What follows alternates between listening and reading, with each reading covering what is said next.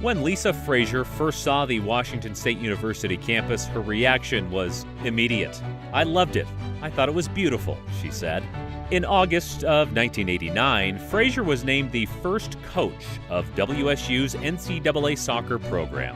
Fraser hit the ground running to establish the program, and after 5 years at the helm, she set a foundation of success that the program has continued to build upon ever since. A month after being named head coach, Fraser won her first match, a 4-1 victory over Whitworth. Ending the first season with a 10-6-1 mark, Fraser and the Cougs followed that season up with a 14-6 record in 1990, earning Fraser Northwest Collegiate Soccer Conference Coach of the Year honors. In addition, the team grade point average of 3.22 was the highest among all WSU sports.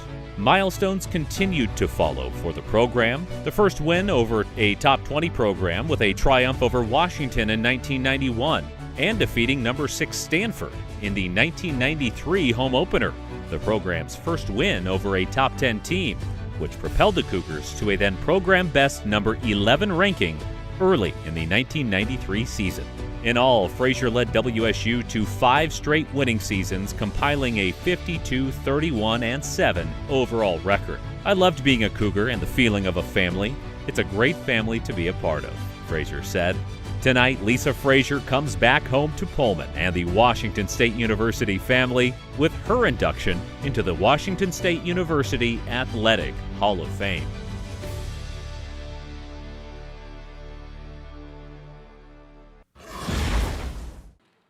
It's an honor to be here tonight and be inducted into such a great group of women.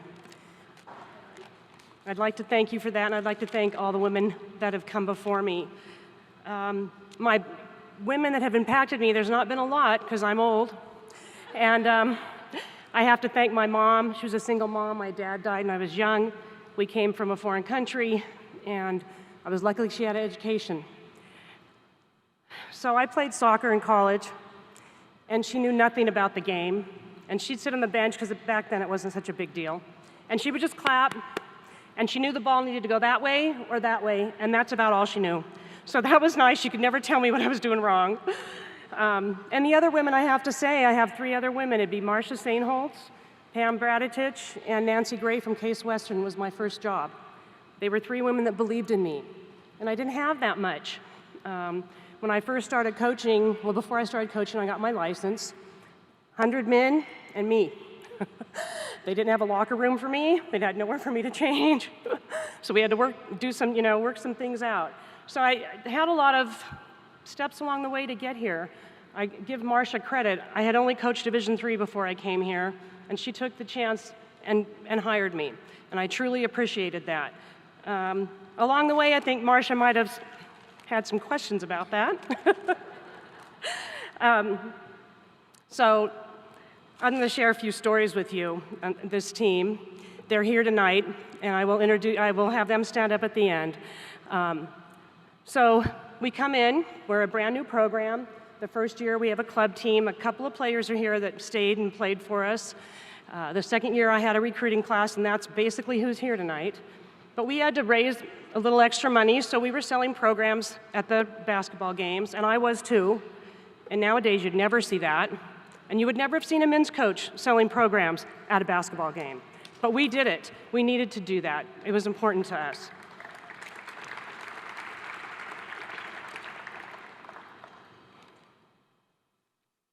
The other thing we had a family, this group. We had meals at my house during preseason. I remember some of the moms coming in and we were making sandwiches for lunch, getting them to the field for us. My husband was cooking, great cook, cooking great meals for the team in the evenings. And now the girls, the women have a cafeteria to go to. They have a nutrition bar.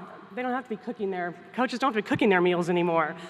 But it was part of our family, it was part of our group. We had family meals a few times a season, and all the kids would come over and we would have a family meal.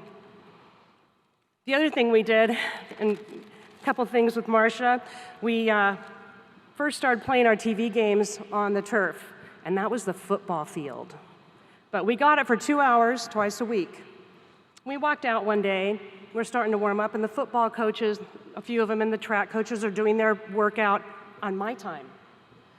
So I walk over, and as Marcia told me I was not very politically correct, I said, "Get off my field. It's my 2 hours. You can't, if I wouldn't do this to you, get off my field." And yes, I got called in for that one. Marcia talked to me. So, that was the other thing.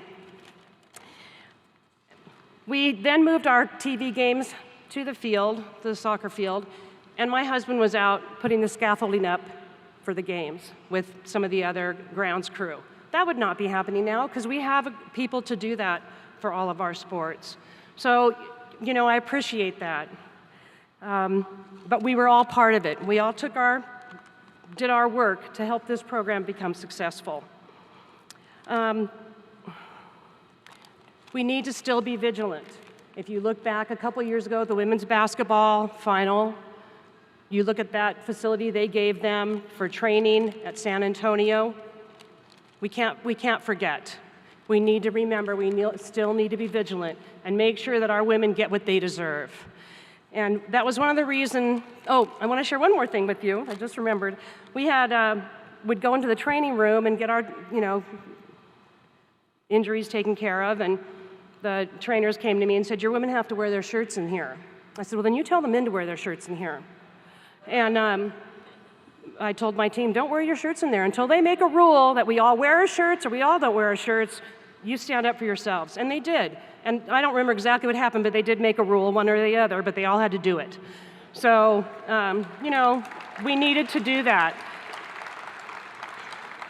And the reason this program is so successful is because of the women in the back that came tonight to support me. They chose to come here. They bought into the program. They set the bar in the weight room, they set the bar on the field, and they set the bar academically. They've all been extremely successful, and I'm not talking about financial. They just are successful human beings, and I truly appreciate that. We keep in touch in many different ways. They support each other.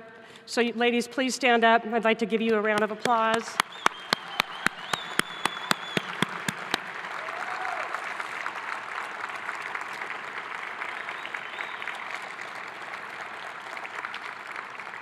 I would like to mention, as Tammy did, female coaches have to have a partner that believes in what they do and support them.